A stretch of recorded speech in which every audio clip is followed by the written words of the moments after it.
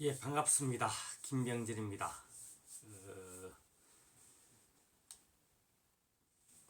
지난 시간에 잠시만요.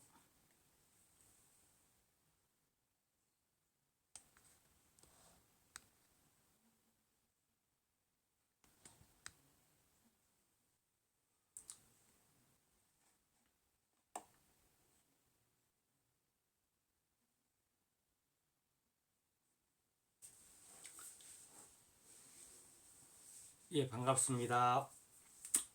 지난 시간에 절기에 따른 꿀벌의 생태와 이 범벌 시작하기에 대해서 살펴보았습니다.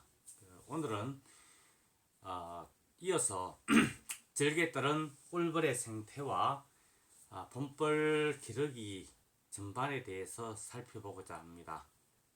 지금 이제 몇 분씩 이제 참여를 하시고 계신 것 같네요.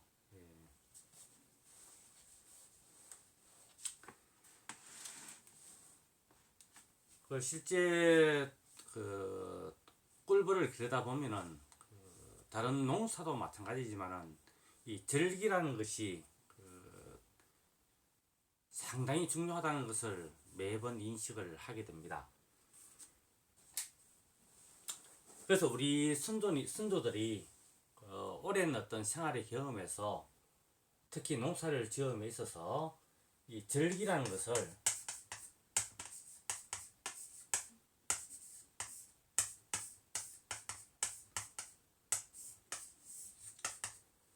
1년 12달을 다시 이렇게 반으로 자르고 해서 총 24토막으로 마디를 이어서 그 때의 마디를 정해 놓았습니다. 그래서 이 12달을 둘로 나누었으니까 모두 이제 24개가 되겠죠. 그래서 24절기라고 얘기를 합니다.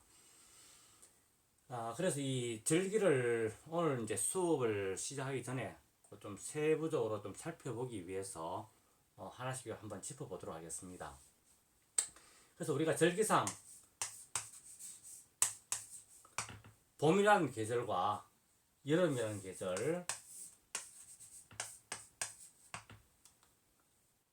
그리고 또 가을이라는 계절,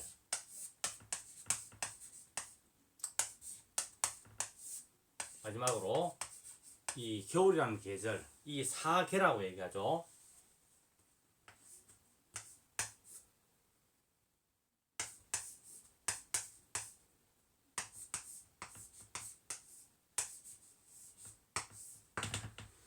이 사계를 봄은 다시 이것을 석 달을 다시 이렇게 둘로 나누고 해서 총 이제 6개의 마디로 나누었는데 그 처음이 봄의 시작을 입춘이라고 합니다.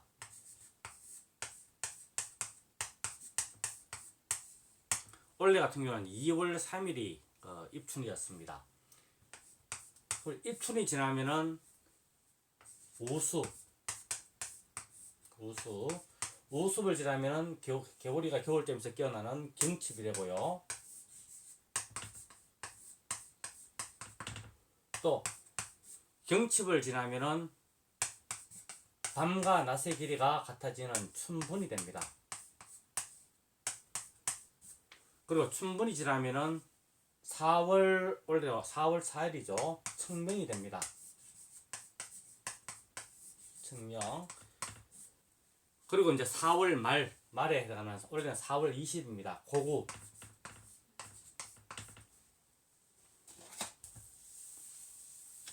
그래서 우리가 이 봄벌을 기른다라고 했을 때 봄의 계절은 입춘을 중심으로 해서 이 고구까지 약 석 달 정도에 걸친 기간을 봄벌 기르기라고 이야기를 하게 됩니다.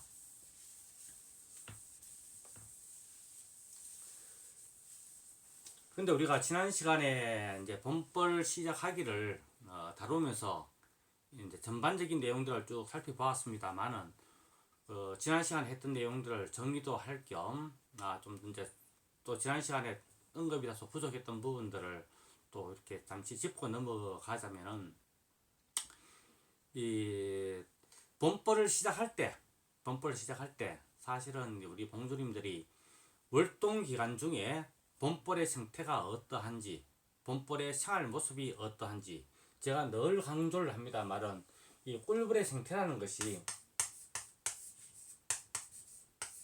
꿀벌의 생태,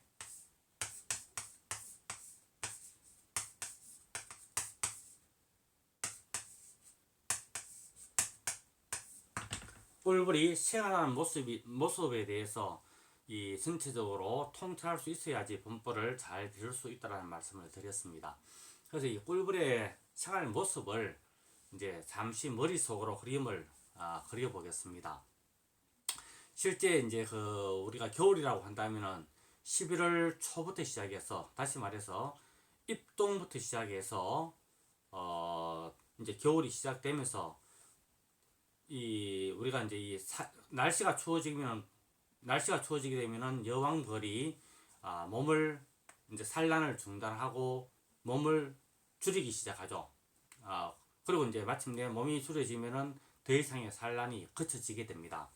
그래서 우리가 11월, 12월, 1월, 2월을 거치면서 실제 이 꿀벌 벌통 안에 소비 안에 이렇게 벌들이 모여 있는 모습을 우리가 봉구라고 얘기하는데, 이 봉구의 모습을 관찰해 보면 참 재밌는 것이, 벌들이 이렇게 무질서하게 이렇게 모여 있는 것이 아니라 최대한 자신들이 생존할 수 있는 최소한의 어떤 그런 온도, 최적의 어떤 그런 온도를 만들기 위해서 부단히 노력을 하면서 생활하고 있다는 것을 알 수가 있습니다.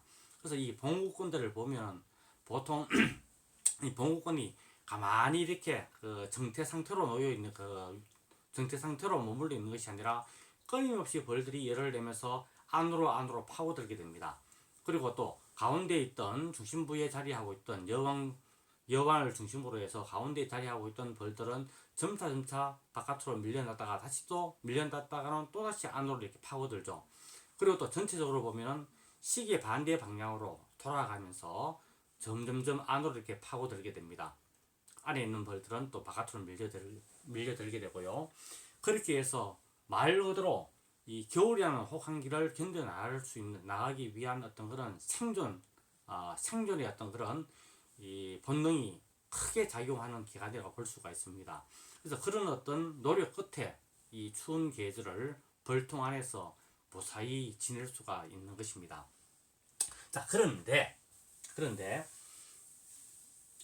이러한 겨울 생활을 하고 있는 이 봄벌들을 자극해서, 실제 우리가 봄벌을 이제 입춘에 이렇게 가령 시작한다고 했을 때, 물론 요즘은 좀 더 빨리 이렇게 시작하시는 분들도 많이 있습니다만은, 실제 이제 이 벌통 뚜껑을 열고 개포를 들추어서 소비장을 젖혀보면은 실제 이 벌들이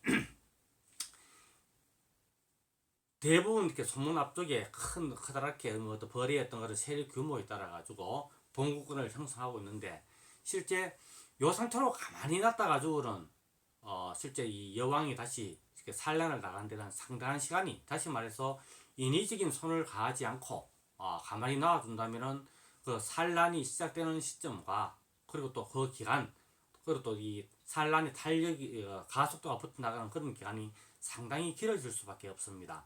그래서 이런 부분들을 우리는 양봉을 하기 때문에 벌을 길러서 일정한 시기 유밀기가 되었을 때 또 많은 양의 꿀을 이렇게 수확해야 되는 어떤 그런 농부의 어떤 입장이다 보니까 가만히 놓아뒀으면 곤란하겠죠. 그래서 우리가 양봉, 벌을 이제 말 그대로 길러야 되는데, 그것을 우리가 벌 기르는 어떤 그런 자극이라고 했을 때, 그 자극을 주게 되면은 벌들은 산란을 위한 어떤 그런 준비를 하게 되겠죠. 그래서 이 산란에 필요한 기본적인 조건들이 여러 가지가 있을 수 있겠지만, 첫 번째 가장 중요한 것은 온도라고 볼 수가 있습니다.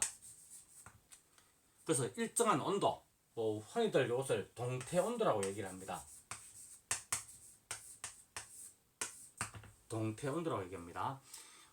대략 이제 34.5도, 대략 한 34도에서 35도쯤 되는 어떤 그런 온도로까지 이렇게 본국권의 온도가 상승이 되어야지만이 비로소 여왕이 이제 산란을 하게 되는 것이죠. 그래서 온도도 끌어올려야 되겠고, 다음 두 번째, 일정한 어떤 그런 먹이. 이 먹이에는 다시 두 가지를 들 수가 있는데, 하나는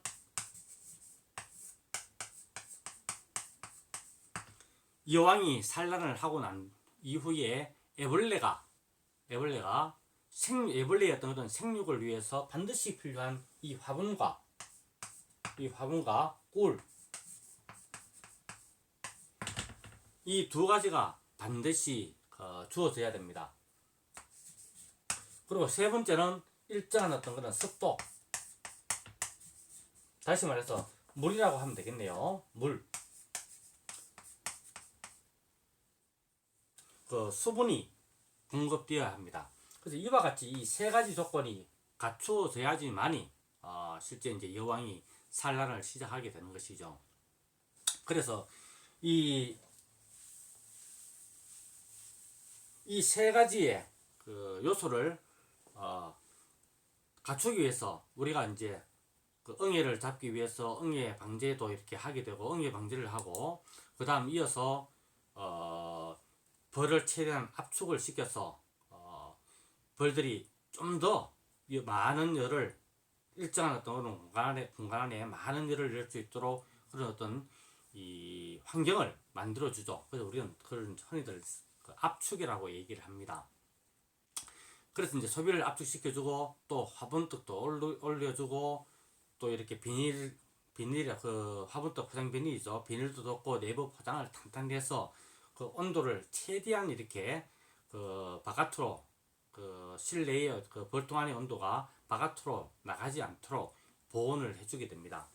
그렇게 해두고 나면은 이 벌통 안에는 재미있는 현상이 일어나는 것이, 이 흔히들 그런 얘기를 하죠. 산란은 여왕이 하는 것이 아니라 일벌들이 여왕을 자극해서 일벌에게 여왕에게 동기부여를 해서 산란을 하게끔 유도한다는 어떤 그런 이야기를 합니다. 그렇죠. 그래서 실제 이 여왕의 경우에는 산란을 할 수 있는 그와 같은 이 세 가지의 어떤 조건들이 이루어지지 않는다면 산란을 할래야 할 수가 없습니다. 자, 그래서 이 세 가지 어떤 그런 그 요소를 갖추어주게, 조건을 갖추어주게 되면은 이제 서서히 일벌들이 그 우리가 왜 이렇게 벌도 털고 해서 압축을 시켜놓고 하면은 새로이 이렇게 봉구를 형성해 가지고 온도를 끌어올리면서, 일단 일벌들은 제일 먼저 꿀을 먹고 화분을 먹고 해서 자신의 기운을 먼저 차립니다. 그리고 또 온도를 올려서 여왕이 살아날 수 있는 어떤 그런 자리, 다시 말해서 그 소방이라 그러죠. 빈 방을 깨끗하게 청소해서 일벌들이 여왕이 알을 낳을 수 있도록 그렇게 자리 마련을 해주게 됩니다. 그러면 이제 여왕이 줄였던 몸을 점차점차 이렇게 키워서, 다시 말해서 이 난소의 발달이 이루어져서 비로소 이제 산란에 들어가게 되는 것입니다. 그래서 이제 이런 어떤 그 내부의 변화를 염두에 두고 이렇게 이제 이 분포를 생각해 보신다면은 입춘 무렵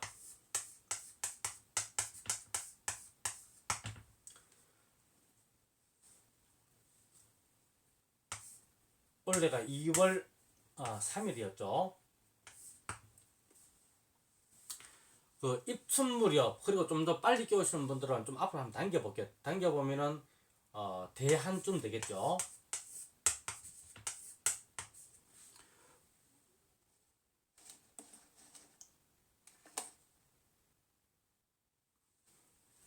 대한이 원래가 며칠이었습니까? 1월 20일이었습니까? 아마 이 정도 이쯤이 되었던 것 같네요. 대한이. 그래서 대체로 많은 봉주님들이 입춘에서 대한 사이, 요 사이에 이제 대체로 이 분포를 시작하게 되고, 또 약혼의 경우에는 이보다는 조금 더 춘다 그랬죠. 그래서 이 우수 아마 우수가 2월 오늘 해가 보자. 이 15를 더하면 2월 18일입니까? 예, 이때쯤 되겠네요. 그래서 요 기간 중에 다시 말해서 1월 20일에서 2월 18일 이 기간 중에 이제 대체로 이제 범벌을 이제 시작하게 됩니다.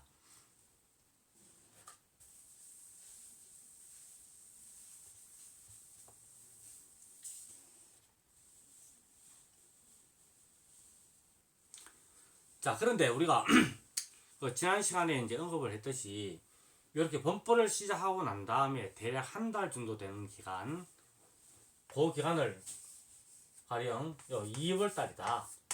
이렇게 상정을 해두고요. 이 2월 한 달 동안은 실제 이제 여왕이 그 어떤 뭐 모든 어떤 범퍼를 시작하는 어떤 준비 작업을 해주게 된다면은 이제 산란에 들어가게 되는데, 일단 이 기간 중에 그 한 사이클이 돌아가게 되는 그 한 달 기간 동안은 실제 많은 어떤 그런 산란은 기대하기가 힘이 듭니다. 그래서 이 기간을 편의상 범벌 산란 준비 기간이라고 저는 이제 이렇게 설정을 제 나름대로 이렇게 준비 기간이라고 개인적을 잡고 있습니다. 그리고 2월이 지나면은 이 3월 한 달 동안은 이제 실제적으로 이 범벌이 가장 왕성하게 자라나는 기간이다. 그래서 범벌 육성 기간이다.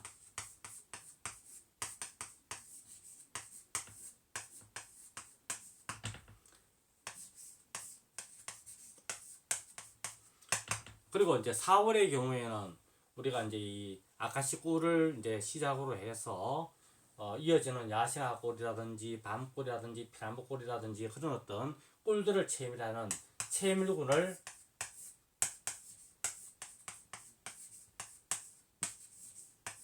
완성하는 기간이다. 편의상 이렇게 세 단계로 설정을 해 보았습니다. 이제 그래서 그 중에 이제 범벌 시작하기는 지난 시간에 이제 다루었으니까 이제 이 기간 이후에 그럼 이제 우리 봉주님들이 어떻게 이제 이 범벌을 키워야지 제대로 이제 범벌을 기를 수 있을는지 그런 부분에 대해 가지고 오늘은 좀 집중적으로 살펴보고자 합니다.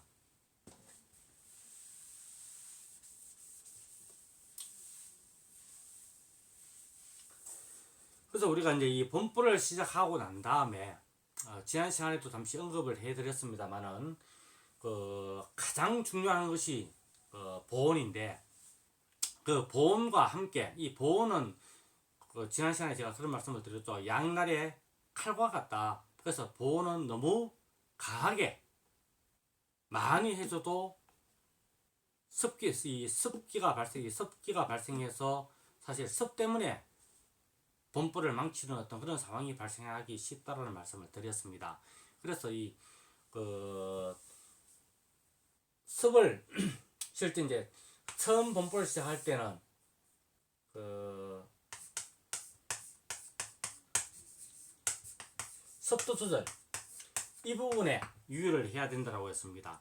그런데 이제 우리 기존에 그 과거부터 양봉을 오랫동안 해오신 그 선배 양봉인들이 많이 범퍼를해서 실패를 했던 부분이 이 습 조절에 실패를 했기 때문에 범퍼를 망치는 경우가 많았습니다. 근데 우리가 지금 현재 시중에 이렇게 유통되고 있는 양봉 관련 서적이라든지 그리고 또 뭐 여러 가지 어떤 뭐 밴드라든지 어떤 인터넷 SNS 매체를 통해서 이렇게 접할 수 있는 내용들 가운데 범퍼 기르기에서 잘못된 부분 중에 하나가 무엇이냐면은 이 물 공급입니다. 그래서 우리 선배 양봉인들은 그런 이야기를 하죠. 여왕이 산란을 하기 위해서는 먹이도 있어야 되고, 그리고 또 그 압축을 잘 해가지고 그 산란이 들어가게 되면은 실제 많은 먹이의 소모와 더불어서 이 수분이 있어야 되기 때문에, 물이 있어야 되기 때문에 범퍼를 끼우고 난 다음 최소 한 일주일에서 열흘쯤 지나면은 반드시 물 공급을 해줘야 된다라고 말씀을 하셨고, 또 실제 많은 봉주님들이 그런 어떤 지식을 바탕으로 해서 그 기간에 물을 공급하고 있습니다. 근데 이 물 공급으로 인해서 오히려 과보온 상태의 물 공급을 인해서 습도가 너무 높아져서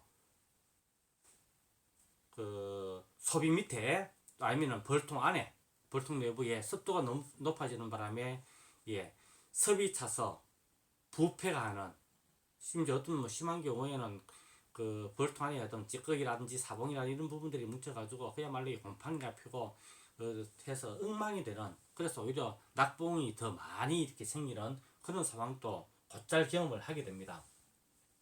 그래서 사실 저의 개인적인 어떤 그런 경험이라면은 실제 물 공급은 한 사이클이 끝나는 어떤 그런 시점, 대략 한 25일에서 한 30일 뒤에 범프를 시작하고 난 다음 한 25일에서 30일 정도가 지난 뒤부터 공급을 해줘도, 다시 말해서 입춘 때 범프를 시작했다면은 3월 초에 물 공급을 해줘도 실제 늦지 않다는 겁니다. 그래서 그런 부분만 좀 조심해 가지고 이 처음 범프를 끼울 때, 그리고 또 2월 달에 범프를 관리할 때 좀 주의를 해 주신다면은 그런 습기로 인한 어떤 그런 봉피를 많이 줄일 수가 있을 겁니다. 자, 그리고 이제 문제는 이 그렇게 이제 범프를 시작했는데 우리가 이제 이 내검이라는 걸 하게 됩니다. 왜냐하면 이제 화분떡을 얹어주고 했기 때문에, 그리고 또 이게 미리 꽂아둔 어떤 그런 먹이장이라든지 먹이장의 소모라든지 이런 부분들도 체크를 해야 되기 때문에, 어떤 분들은 이제 중간중간에 이 참 궁금해서 벌통을 늦추는 분들도 많은데, 실제 이제 범프를 시작하고 난 다음에는 최소 한 25일 정도는 그냥 방치를 해두는 것이 오히려 더 낫지 않을까 생각을 합니다. 그래서 보통 그 한 석 장벌 정도, 뭐 그것을 또 가리벌로 만들어서 가령 한 2매 1 가리벌 정도 해서 이제 그 범프를 범프를 시작한다면은 그 세 장벌 정도의 벌량이라면은 한 장에 한 1kg 정도의 이 화분떡을 다 먹어 치우는데 그래도 한 25일에서 한 30일 정도는 걸려야지 한 장에 그 화분떡이 다 소모되게 됩니다. 그래서 그 기간 정도 지나서 이제 이 첫 내검을 하면서 이제 다시 새로운 화분떡을 급유를 하게 되겠죠. 그래서 입춘 무렵에 범프를 시작한다면은 대략 이제 뭐 3월 초쯤 돼서 3월 뭐 한 2, 3일이나 되겠죠. 이때쯤 돼 가지고 이제 두 번째 화분떡이 들어가게 되는데, 이때 이제 이 벌의 상태를 진단을 해 봐야 되겠죠. 진단을 해보면은 실제 이제 그 그림이 그렇습니다. 그 내용의 구성이 그때쯤 되면은 이 2매 1 가리불을 압축을 제대로 해서 아주 강하게 압축을 잘해서, 그리고 또 다른 어떤 그런 외부적인 어떤 그런 영향을 받지 않고 잘 자란 봉군의 경우에는 압축을 할 때 벌량보다는 대략 한 20에서 30% 정도 벌량이 늘어날 수가 있습니다. 그래서 자연적으로 이제 수명이 다해서 죽는 벌의 양 대비 새롭게 이렇게 태어나는 벌이 한 사이클이 돌았을 때 대략 한 20에서 30% 정도 늘어난다는 거죠. 그래서 요 정도 상태가 되기 때문에 실제 이 단계에서 언뜻 보기에 벌량이 늘어났다 해서 성급한 정수가 이루어져서는 곤란하다 하는 말씀까지 지난 시간에 제가 언급을 했습니다. 그래서 이 첫 번째 화분떡을 공급해주고 난 다음 두 번째 화분떡을 공급하고, 그리고 대략 한 15일에서 20일 정도, 그러면 대략 이제 그 시기가 이제 범퍼를 시작하고 난 뒤부터 대략 한 5일쯤 되겠죠.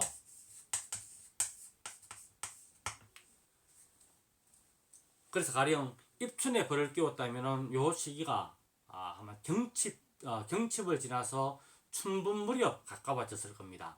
이제 고무렵이 됐을 때 대략 한 3월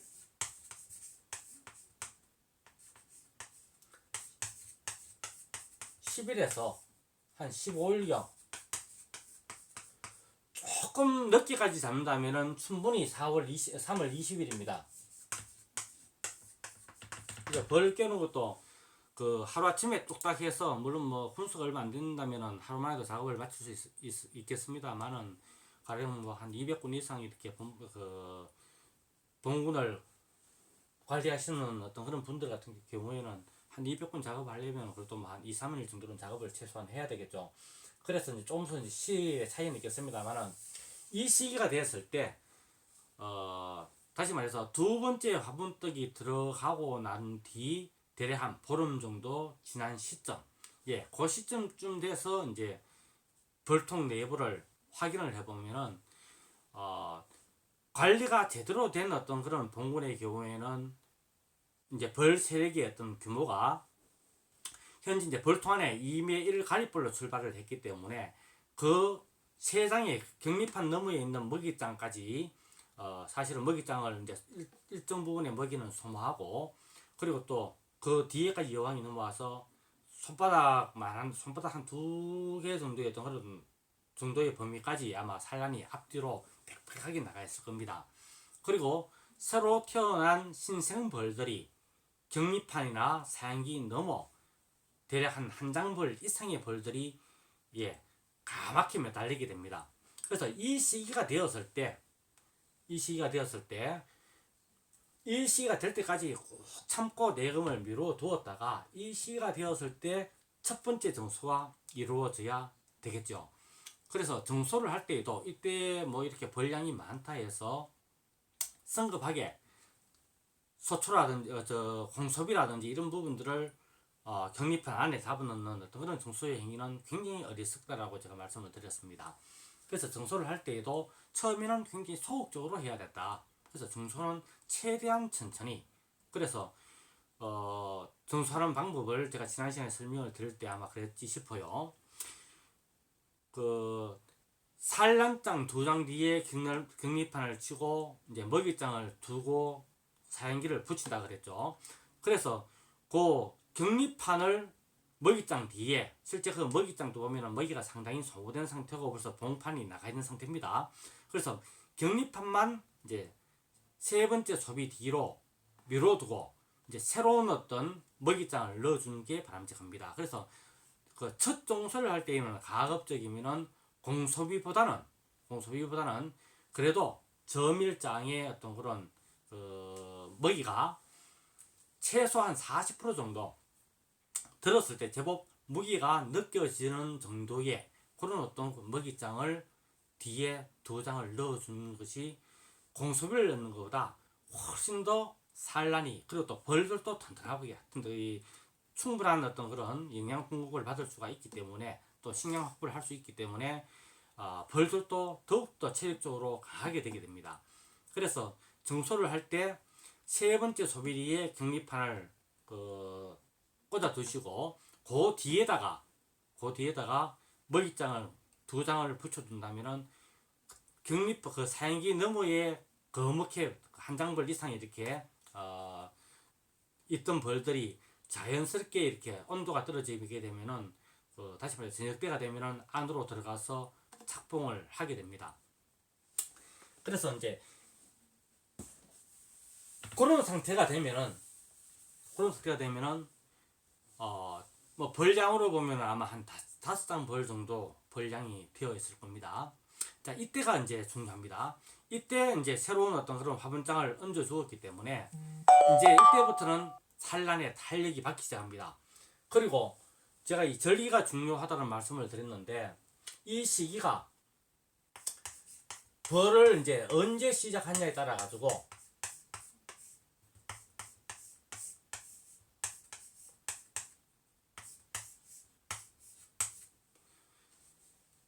어 3월 20일경입니다.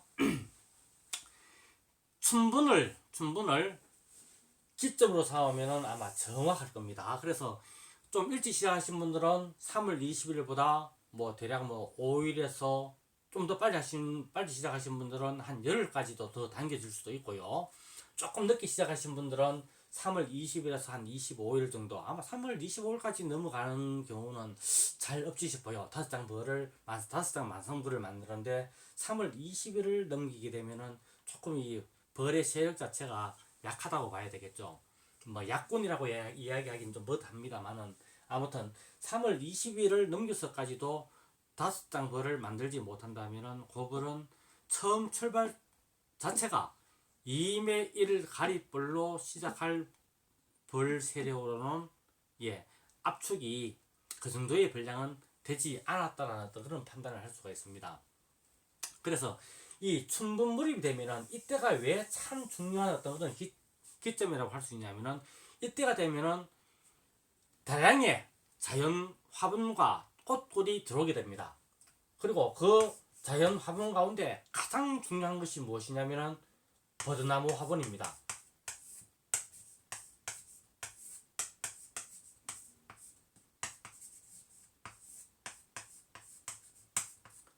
뭐 버들 화분이라고 하기도 하는데, 그래서 이 물이 되면은 뭐 물론 남쪽 지역하고 이렇게 중부 지역하고 좀의 차이는 있습니다만은 대체로 한 3월 한 17일, 18일 정도부터 시작해서 저 남쪽에서부터 해서 이 갯버들부터 시작해서 이제 꽃이 피기 시작합니다. 그래서 노랗게 실제 이 벚나무 화분을 보면 그 색깔이 그렇습니다. 그 도토리 화분이 사실 양쪽으로 가장 많은데 도토리 화분보다는 색깔이 좀 더 이렇게 도토리 화분이 노란색에 가깝다면은 이 벚나무 화분은 진노랑 정도의 어떤 그런 색채를 띠고 있어요. 진노랑 정도. 그리고 또 습기도 도토리 화분보다는 습을 많이 머금고 있습니다. 그 버드나무가 물을 쭉 이렇게 빨아 올리면서 이제 꽃을 피우기 때문에 실제 그 수분 함량이 상당히 높아요. 그리고 또 이 버드나무 화분이 다른 화분에 비해서도 이 도토리 화분 못지않게 맛도 좋고 또 영양분도 굉장히 이렇게 뛰어납니다. 그래서 실제 이 봄벌이 산란의 탄력을 받을 때 이 버드나무 화분이 상당한 기여를 합니다.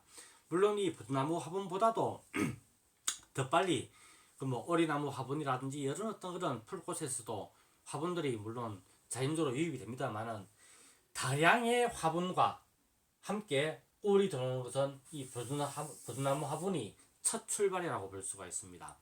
그래서 저도 과거에 한때 그 참 화분 가격이 그 아주 이렇게 고가로 형성되었을 때 이 화분 욕심 때문에 버드나무 화분을 받아본 적도 있습니다. 그래서 실제 그 양이 이어서 들어오게 되는 그 삼벗 화분보다는 양이 적었습니다만은 그 제가 당시에 그 화분을 수입할 때 정확한 기억은 나지 않습니다만은 대략 한 250분 정도 이렇게 화분 채미기를 걸었어요. 그 화분 채미기를 걸어보니까 이 벚나무 화분이 당시에 한 300kg 정도를 제가 받았던 걸로 기억을 합니다. 벚나무 화분을. 상당히 많은 양이죠. 그리고 또 뭐 화분 이야기가 나왔으니까 이어서 들어오는 것이 삼벗 화분입니다.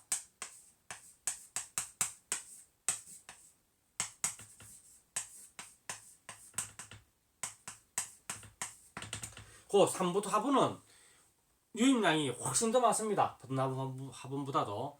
근데 이제 작년 같은 경우에는 삼벗 화분이 삼벗 같은 경우에도 그 해거리를 해서 그런지 기후 조건, 특히 아마 그때 날씨가 너무 추워서 그랬던 거예요. 4월 초에 날씨가 꽃심 때문에 제대로 꽃을 피우지를 못했어요. 그래서 꿀도 제대로 받치지도 않고 또 이 화분도 잘 들어오질 않아 가지고 봄불 키우는데 굉장히 애를 많이 먹었는데, 이 삼벗 화분 정상적으로 화분이 받친다면은 이 삼벗 화분은 버드나무 화분에 거의 배 가까이 들어와요. 배 가까이. 상당히 양이 많았습니다. 그래서 제가 그때 당시에 이 버드나무 화분을 하여튼 거의 한 250kg, 300kg 이렇게 받고 삼벗 화분은 거의 한 4, 500kg 제가 받았던 걸로 제가 기억을 해요.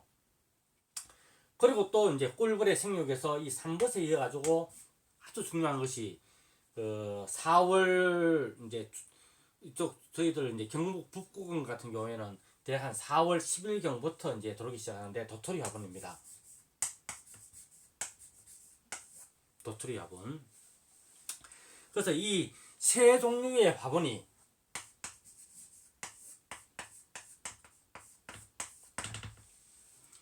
범프를 키울 때는 매우 중요한 역할을 합니다.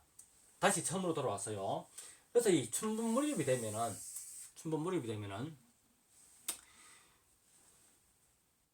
자연 꽃꿀이 유입되는 첫 출발점이 버드나무 화분이고, 이 버드나무 화분이 들어올 때쯤 돼서 벌의 세력도 여러분들이 오매 만상벌은 만들 수 있어야지 그 벌이 개상만상벌이 될 수가 있습니다. 그래서 어떤 이 벌을 길러 나가면서 어떤 기준점, 표준점을 정확하게 잡을 필요가 있는데, 원래 이제 범벌을 키우면서 계속 한번 관찰을 해보십시오. 관찰을 해보시고, 그리고 또 좀 미흡하다 싶으면은 제가 드리는 말씀들을 바탕으로 해서 좀 이렇게 인위적인 어떤 손을 가하게 되면은 아마 그런 기준점이 정확하게 잡힐 것 같아요. 그래서 춘분 무렵까지 최소 일단 5장 만상벌을 만든다라고 생각을 하시고, 이제 이 버드나무 화분이 유입되기 시작하게 되면은 대략 한 일주일쯤 지나게 되면은 산란이 그야말로 엄청나게 들어가게 됩니다.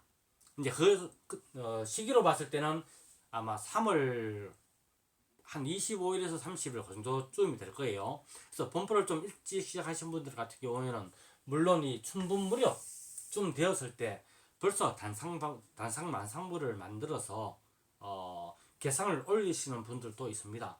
저 같은 경우에도 실제 이제 3월 그 춘분 무렵이 되면은 그 개상벌 작업이 거의 한 50% 이상 작업이 매년 보면은 50% 이상이었던 그런 진척을 보이거든요. 그래서 일단 입춘을 중심으로 해서 제가 설명을 드렸기 때문에 그 즈음에 벌을 끼우신 분들은 이때까지 5장 만상물을 만드는 것이 중요하다. 그래서 제가 이 말씀을 거듭거듭 강조를 한 이유가 무엇이냐면은, 이때 오매 만상벌이 되어서 다음 산란이 이제 쭉 나가게 되고, 그 말 그대로 이제 봉판이 뾰족하게, 이때부터는 거의 각 봉판이 막 나올 겁니다. 그 특히 이제 뭐 2번 장, 3번 장, 4번 장, 그 한 석 장 정도는 거의 각 봉판, 각 산란까지 기대할 수가 있는 어떤 그런 시기가 됩니다. 그리고 여기서 하나만 더요. 여기에서 산란의 탄력을 받을 때 이제 이 봉주님들의, 우리 그 양봉인들의 손길이 필요합니다. 이제 그게 기술이죠. 그게 무엇이냐면은 자극 사양입니다.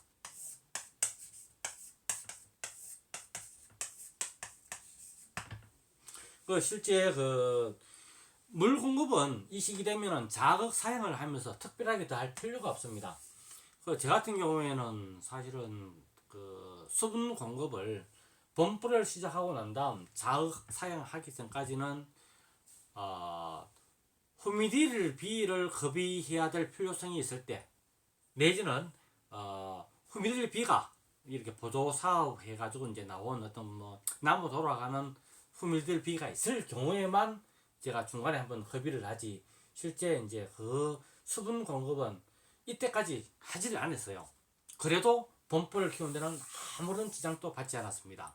그래서 실제 별도의 물 공급은 하지 않고 이 시기가 되었을 때 5장 만상벌이 이루어질 즈음쯤 해서 이때부터는 이제 말 그대로 벌들도 외역 활동이 아주 활발하게 이루어지고, 그리고 또 내부에 벌통 내부의 어떤 그런 상황도 여왕이 산란을 할 수 있는 최적의 어떤 그런 상황이 되어 있기 때문에 이때 자극 사용을 하게 되면은 여왕의 산란이 더욱더 탄력을 받게 됩니다. 그런 부분들을 또 눈으로 확인할 수 있는 손쉬운 방법이 뭐냐면은, 이제 그런 벌통 앞에다가 화분 채집기를, 채분기라고 하죠. 채분기를 달아보면은 달아보면은 자극 사용을 한 볼통과 자극 사용을 하지 않은 볼통, 또 자극 사용을 한 날과 하지 않은 날의 화분 유입량을, 화분 수입량을 딱 비교해 보면은 그 차이가 최소 30에서 40% 정도 차이가 납니다. 다시 말해서 자극 사용을 하게 되면은 그만큼의 화분 수집량이 늘어난다는 얘기입니다. 바꾸어 얘기하면은 화분 수집량이 늘어난다는 얘기는 벌들의 활동성이 더욱더 활성화된다고 볼 수가 있겠죠. 활성화된다. 그래서 이러한 부분이 있기 때문에 이때 사실은 이때부터 자극 사용을 해주는 것이 바람직합니다. 자, 그럼 이 자극 사용에 대해서 좀 더 자세히 언급하고 넘어가겠습니다.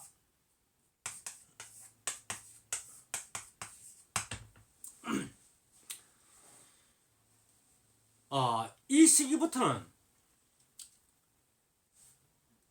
여왕의 산란 능력이, 그리고 또 산란 욕구가 굉장히 강한 시기이기 때문에 먹이장을 많이 넣어주게 되면은 산란에 제약을 받게 됩니다. 그래서 사양액을 만들 때에도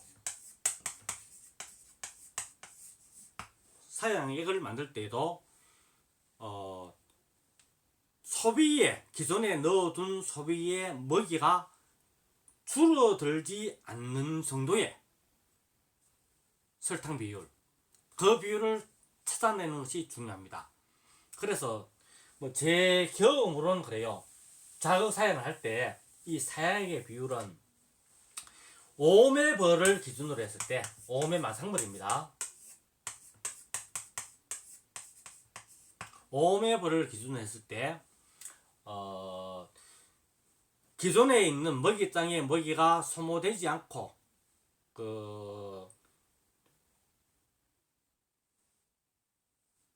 벌들이 먹이를 물고 갈 수 있도록 그렇게 사양액을 만든다면은, 저는 200마를 기준으로 했을 때,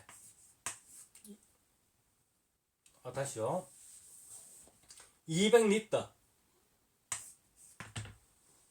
200리터를 저 같은 경우는 한꺼번에 이제 많은 어떤 사양액을 태우기 때문에 요 200리터를 기준으로 삼는데, 이 200리터를 기준으로 해서 물의 비율, 물은 8말 반, 그러니까 170리터입니다.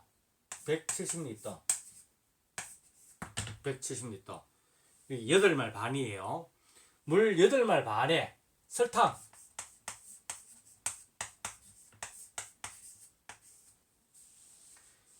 15kg 설탕을 물에 녹이게 되면은 10리터의 설탕물이, 사양액이 만들어집니다. 그래서 세포를 하게 되면은 10리터씩 만들어지니까 30리터가 되겠죠. 그래서 총 200리터의 사양액을 만듭니다.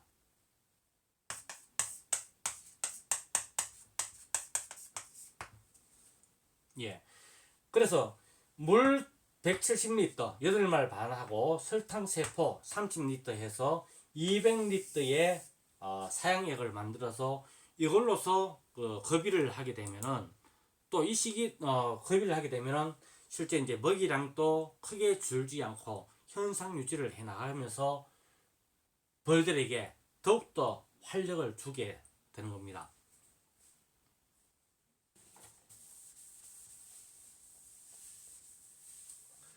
그리고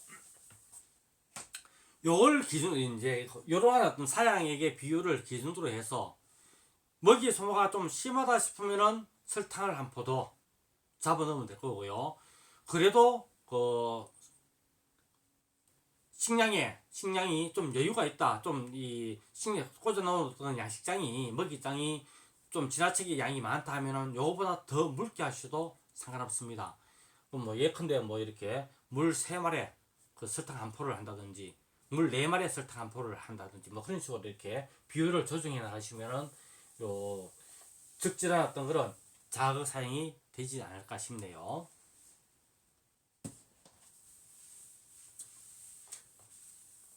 자, 그리고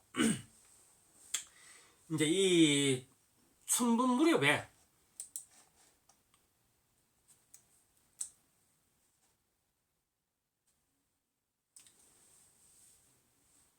오매 만상벌이 만들어졌다면은 이제 이 대초로 이제 개상을 올리는 시점이 화분이 그 화분떡이 대초로 한 석 장 정도를 소모하고 그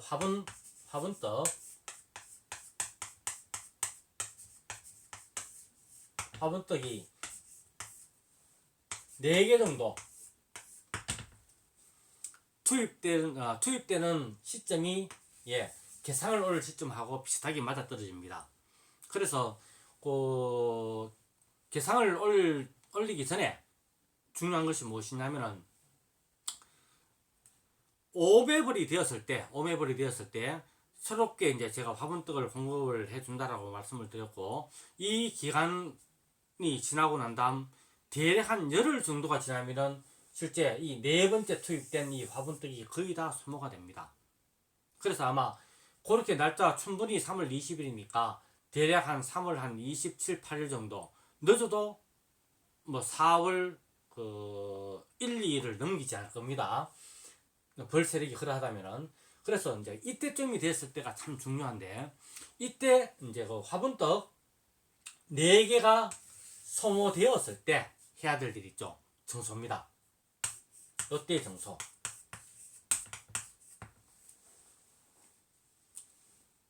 자, 이때는 정소가 좀 과감하게 이루어져도 됩니다.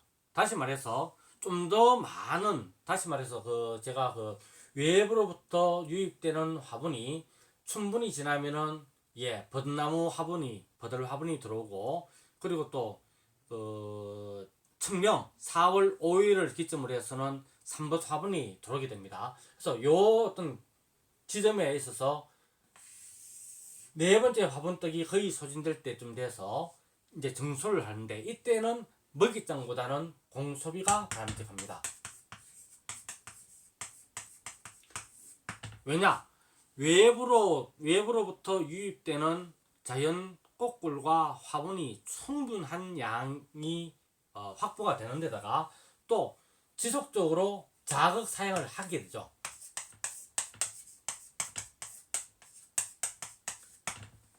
그래서 오매 만상벌이 되어 있는 상태에서 4번째 화분떡이 소진될 쯤 되면은 곧바로 2매를 정소를 하되 격리판이 지금 현재 그 내용을 다시 한 번 더 이렇게 점검을 해보면 그렇죠. 산란장으로 해서 3배가 꼽혀 있고 격리판 넘어 먹이장 2장이 있습니다.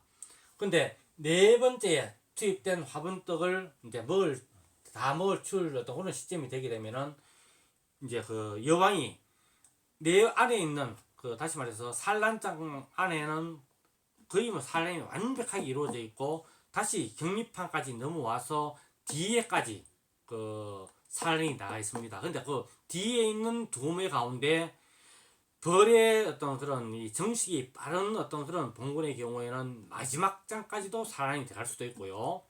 또 그렇지 못한 상황이라 하더라도 격리판 넘어 있는 첫 번째 소비, 다시 말해서 4번 소비에까지 산란이 들어가 있습니다.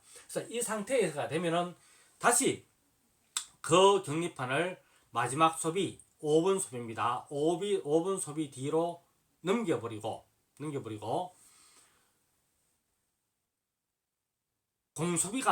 공소비라든지 뭐 소초강은 요때까지도 사양을 좀 진하게 한다면은, 가령 공소비가 준비되지 않는 분은 요때쯤 돼가지고 소초강을 넣어도 돼요. 소초강.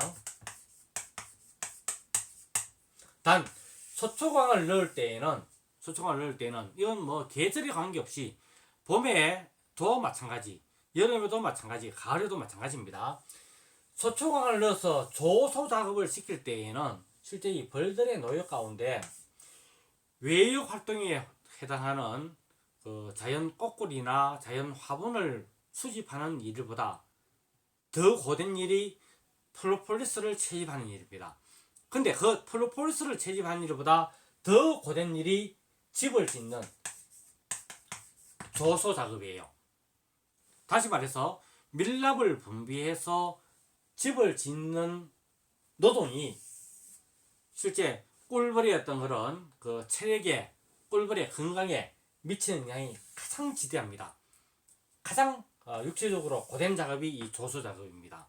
그래서 실제 이 조수 작업이 가장 활발해지는 것은 외부의 온도가 그래도 최소한 27, 8도까지 올라가주면은 조수 작업이 아주 잘 올라가죠. 그래서 실제 이 뭡니까 6월달이나 7월달에 사양만 충분히 해준다면은 그야말로 하루에도 특히 6월달 같은 경우는 그렇죠. 뭐 괴상벌 같은 경우에 괴상위에다가 가령 뭐 괴상위에 벌 여윳벌이 한 7매벌 정도 여윳벌이 있다라고 했을 때 소초 한 5장 집어넣어 가지고 놓아두고 사용을 딱 하게 되면은 실제 또 사용을 하지 않더라도 그때 유입되는 어떤 그런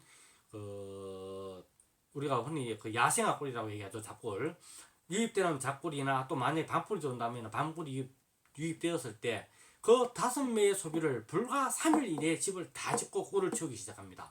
그만큼 외부 온도가 중요한데 이 소초광을 집어넣는다 하더라도 집어넣을 때에는 사용을 해줄 때 이 사용 비율을 높여줘야 돼요.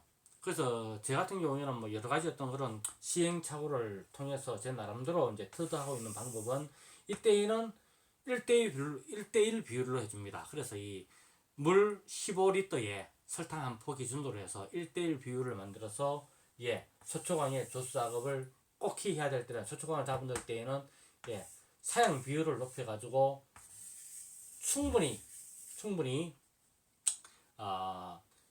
소초광을 지을 수 있도록 도움을 주게 되죠. 그래서 아무튼 정소 얘기를 하다가 잠시 옆길을 빠졌는데 이때에는 공소비를 가지고 원칙은 격립한 뒤에 공소비 2매를 꽂아서 7매 만상벌을 만드는 것이 원칙이다. 그리고 뭐 실제 벌량이 또 충분하다면은 격립판 안에 이제 그 2장을 곧바로 또 이어서 찔러주면 제일 무난합니다.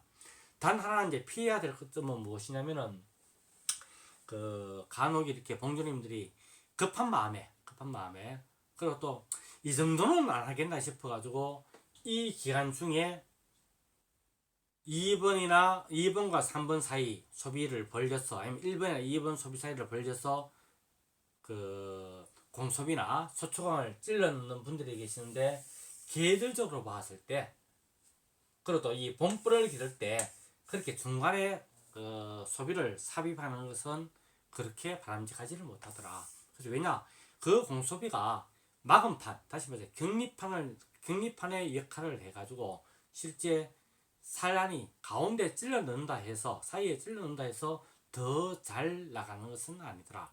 그래서 자연스럽게 여왕이 끝까지 밀려 나와서 그 순차적으로 산란을 할 수 있게끔 그래서 실제 이 여왕이 산란을 한다 생각하지 마시고 일벌들이 빈 어떤 그런 소방을 청소해서 여왕을 유도해가지고 그리로 유도해가지고 알을 낳게끔 그렇게 어떤 순차적으로 그렇게 이제 어떤 산란을 유도하신다면은 아마 제대로 압축된 그런 7매 만상벌을 만들 수가 있을 겁니다.